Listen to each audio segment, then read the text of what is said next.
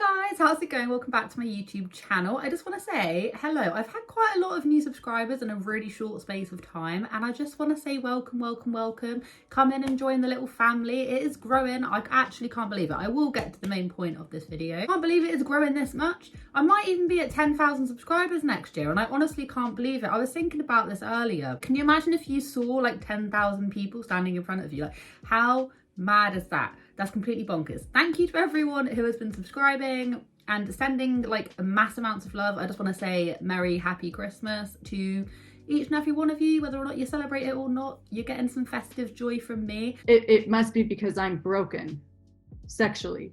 I am broken sexually. And today we've got two different conversations to be had. We've got two people that I cover quite a lot. We've got the 8 passengers, not really 8 passengers, it's more the connections page, and the Sacconejolys. And think about it, from a book to a movie, it's like a long time, you know? So I'm not really quite sure where to start, but I'll chapter it. So if you're not interested in one of them, you can go click to the other one. I think where I'm gonna start is the 8 passengers. When that law was passed, it opened the floodgate for every other devious, vile, sexually permissive and destructive behaviors to be engaged upon.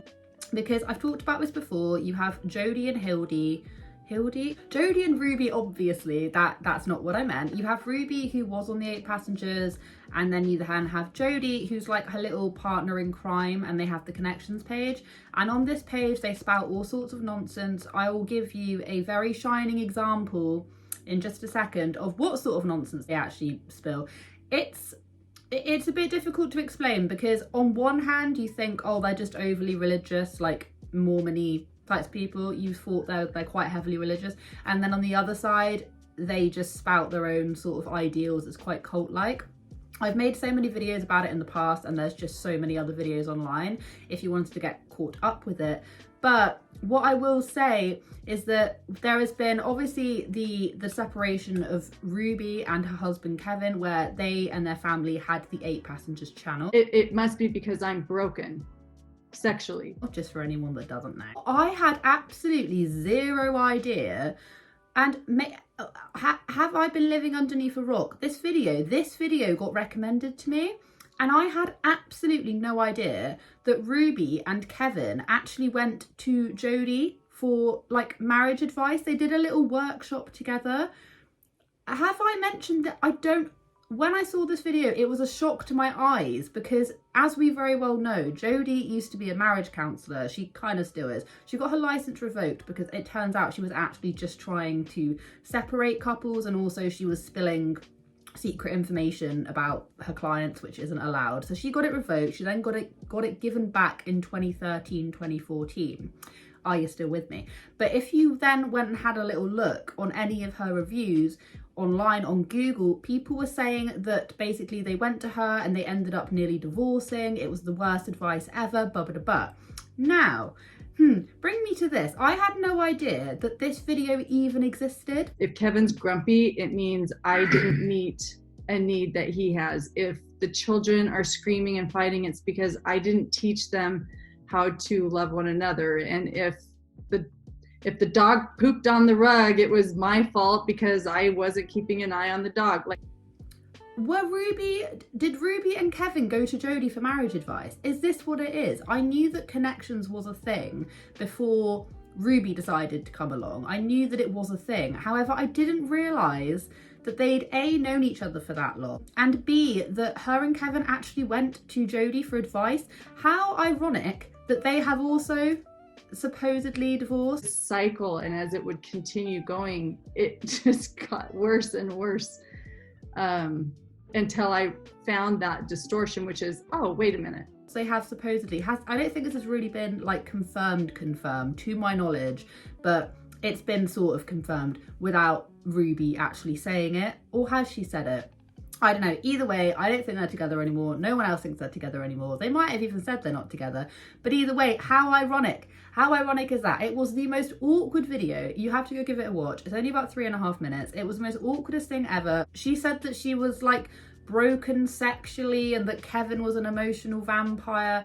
mentally I was an emotional vampire, honestly. And the whole time I was watching this, because it's sort of a little bit about, it has hints thrown at it about their sex life.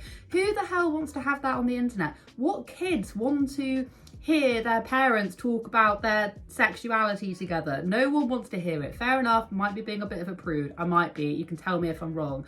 But between everything else the 8 passengers have ever done, why the hell would you want to have this conversation with your two parents having this conversation on camera? Especially when it was in a workshop with Jodie.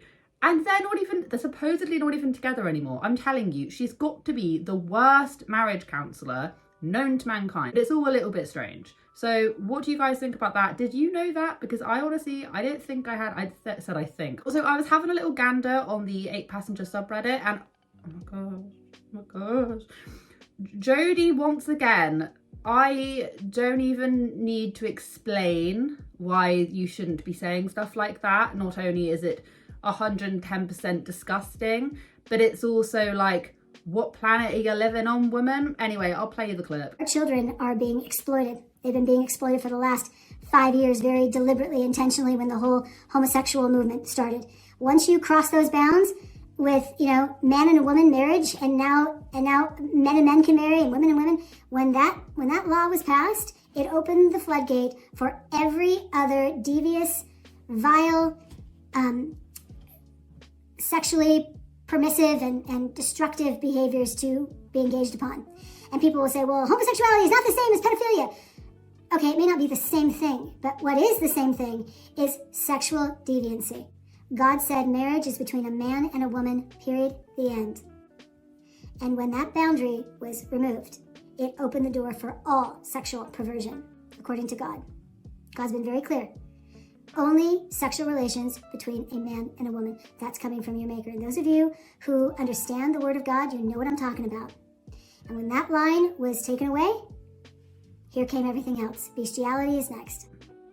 I don't think I need to give any commentary onto that. It's just that whenever I hear Ruby or Jodie say anything on like a little Connections Mums of Truth page that makes my little like red warning flags sirens do this. Whenever that happens, I need to just share it with you guys, just to remind you guys why I talk about them. Because sometimes I feel like I'm just being unnecessarily a bit of a bitch. You know what I mean? And then I come across stuff like that and I'm like, this is the reason why I talk about them. Anyway, as you were. Okay, the Sacconejolys. So I actually kind of love it whenever I have to talk about the Sacconejolys, because they are kind of what I started doing commentary on, and I enjoy it. I find it funny, their little dynamics. There's a couple things going on. So if you're well aware of the Sacconejolys, you have obviously Jonathan and Anna.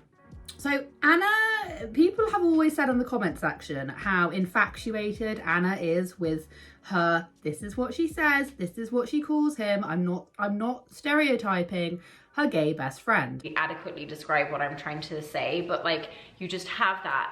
You have that between you, and that between me and Matt was like instant. Okay, so she's always talking about this guy called Matt, who is her gay best friend, and she likes to really do that over the top, just keep on letting us know that he is in fact gay and a best friend. Anyway, so she has done multiple videos of her gushing over this guy, and a lot of people have said in the comment section that it's a little bit strange, and oh, is there something going on between them two? And I'm not saying there is, because I generally don't think so, but it's still quite funny if you watch Jonathan, Anna and Matt interacting in the videos. Jonathan is sort of like the little third wheel.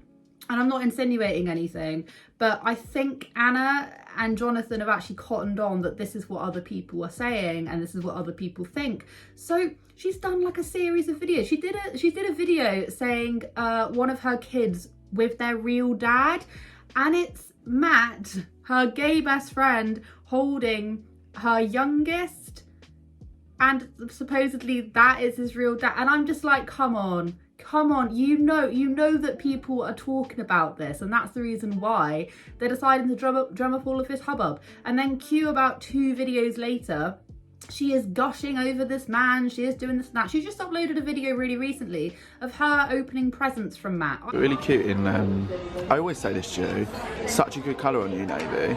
Don't you think it kind of like shows up by splitting? I don't know. It's all just a little bit like, they'll do whatever they can for people to stay talking about one particular topic. It doesn't matter what it is. It can be the most ridiculous topic. They will clickbait it and they will just run with it. And I have definitely noticed this whole like Matt and Anna thing, and I don't think there's anything there at all, but I did find it pretty like, would I take that insultingly if, because we all know that Jonathan is the one that does the thumbnail, so why the hell is he making a thumbnail saying, oh, the baby with his real dad? I'd never do that. I'd never say that about one of my friends, like, oh, here's one of my kids, that's their real mum. I wouldn't do that. That makes it a little bit weirder. If it was Anna taking the creative control of the thumbnails, I'd be more like, I don't know, I still think it's a bit strange, but I'd be like, oh, but it's literally Jonathan creating these thumbnails, so he's got to be okay with it. He knows what he's doing. He fully knows what he's doing. Anna just switches on the camera, vlogs, and then creative control is well and truly in Jonathan's corner. And talking of creative control in Jonathan's corner, he has now come back and he is saying that he's thanking everyone for buying the book. He always brings up the book, right? Okay, whenever the book sales are doing a little bit low or whatever, boom, he's got to have like a 5-minute outro all about his book. If you guys are looking for gift ideas, might I recommend this amazing book called All My Friends Are Invisible? Right, we all know how I feel about this book. He's then added in a portion of the book. He added in a whole bit, which is supposedly centered around Edie, their kid that's wanting to be a girl, transgender daughter anyway. So there was already a bit of hubbub about that. Woo, it's amazing. And if you get the pink one, which is this one here, there's actually an extra chapter at the back which actually goes up to date. But now he's saying that he doesn't really care about the money. He did it because he just wanted to get his feelings out there and it felt therapeutic.